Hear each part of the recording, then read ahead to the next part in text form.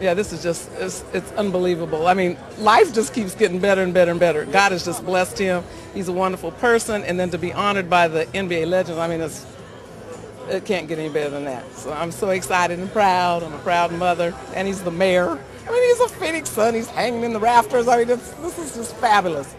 God is good.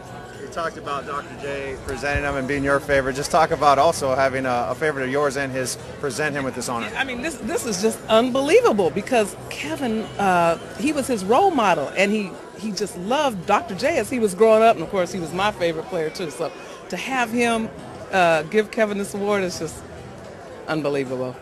Obviously, you know Kevin better than anybody. Just talk about those qualities that have allowed him to be a leader of the Suns team and to lead the city of Sacramento. Yeah, he talked today about his grandfather. I mean, set the tone for Kevin as a person. I hope I had something to do with it, but Kevin, he just had a good upbringing, especially by his grandfather, and he got these great qualities, and it's just gone throughout his life, and he's always wanted to give back and help people. And so that's what a leader does, gives back and helps. So I just got one more. He shared the day with Jerry Colangelo, played a big part in KJ's life. What kind of impact did he have on Kevin? Oh, Jerry was his father away from home. Cotton and Jerry. I mean, two best human beings in the world. And the two leaders of this city. And, with a young kid coming here, 21 years old, I mean, Jerry meant the world to him. And he's taught him so much, and you see where Kevin's going with some of the lessons that he's learned. Well, this is my highlight of the entire weekend, to be able to come in and see all the guys, year after year, see the legends that I watched growing up, and now, being able to be a part of the Legends of Basketball, it's more than a reunion. It's really bring a camaraderie here and to connect not only with each other, but, with the fans and with the league, and having all the organizations come together. It's just a great event. Strange at all to see some of your former teammates even now in the considered legends and being honored?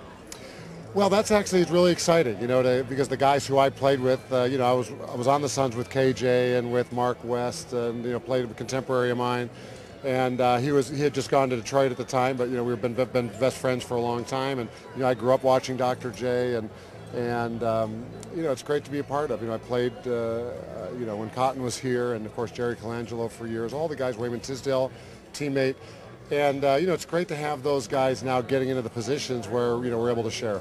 Tell me your memories of playing with Kevin. What was he like as a point guard for you guys? Kevin was the most explosive point guard in the league at the time. And my style of play is I was one of the top pick and roll centers in the league, and especially a high post center.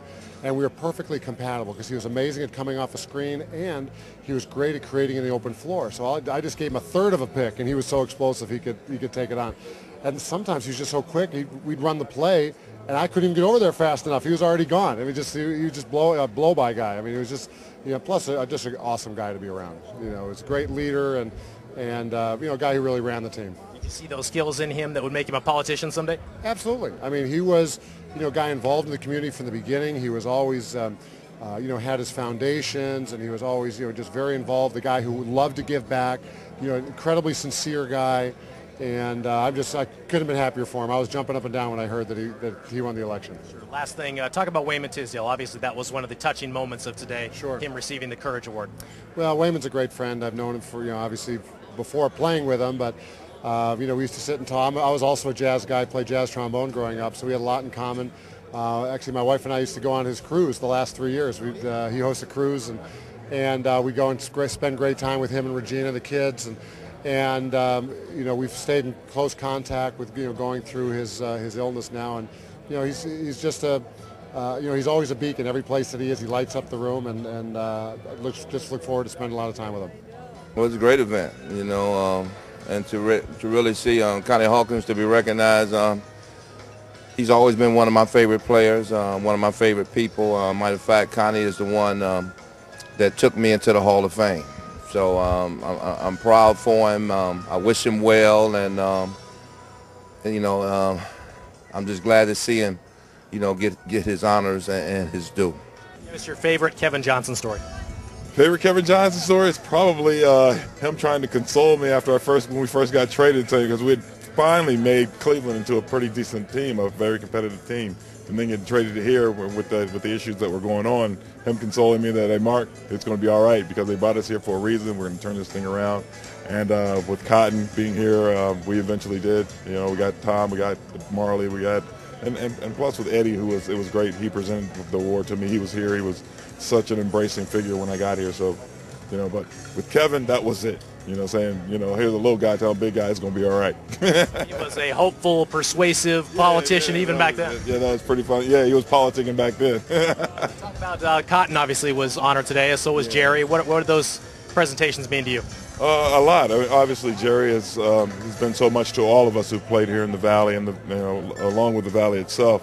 He embraced us as not only as players but as individuals. He helped guide our careers far beyond when we were just playing here in Phoenix, even when I went to other franchises. And one of the reasons I'm in the position that I am now is in no short measure due to Jerry's influence. With Cotton, he was also, like you heard them speak about, that fatherly figure. I mean, he always had us over his house as a team, which is kind of rare for a coach. You know what I mean? You always see that arm's length separation. He embraced all his players. You know, and Joanne and the rest of his family were the same way. So I think that was probably the catalyst for me and the rest of the players as Phoenix becoming a family environment, as it pertains to the Suns. You obviously didn't play with him, but talk about Connie Hawkins and his impact in the Phoenix community over the years. He's been great. He's always become a great friend of mine. Hawk is someone you can always talk about and put things in perspective based on what's happening now versus some of the things that he's gone through. And I think he's very good at relating that to a lot of the kids in the community and in the surrounding area. You know, it's like Jerry said, if I did it, you can do it. Talk about Walter as a teammate and what he meant to you guys. Well, I played with him more than anybody. 11 seasons. He came here, Rookie of the Year in my third season, and we relied on him at the most important time of the game, the end of the game, when we're down by one or up by one trying to protect the lead. And I don't remember him ever missing a shot in the fourth quarter in 11 years. He must have somewhere along the line. And what a special teammate, and to be able, he asked me to introduce him, and I said, absolutely. So that was fun. You know, a lot of people get nervous about getting in front of a crowd, but this particular crowd, guys that had to guard him and played with him, it was very easy to do that. How much did you guys miss Hawk today, obviously? Yeah, I was hoping he'd be here. You know, so many people asked me about him, and we know he's recovering from the treatment, and I hear that he's doing well, and it'd been nice to see him, but he chose, he decided he couldn't be here, so I'm glad we were able to at least recognize him. They showed highlights of that triple overtime game, and the whole crowd kind of oohed and awed after you hit the shot heard around the world.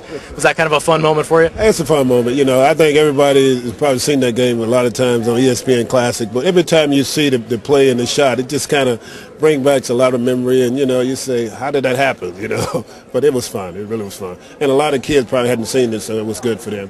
Aside from being presented with the Team of the Year Legend Award, what was your favorite moment of the event today? I think Raymond Tisdale. You know, the courage that he showed. You know, Raymond is an OU alumni. You know, he followed me when I left OU, and I followed his career a lot. And it was just really good to see him here and show the courage that he has.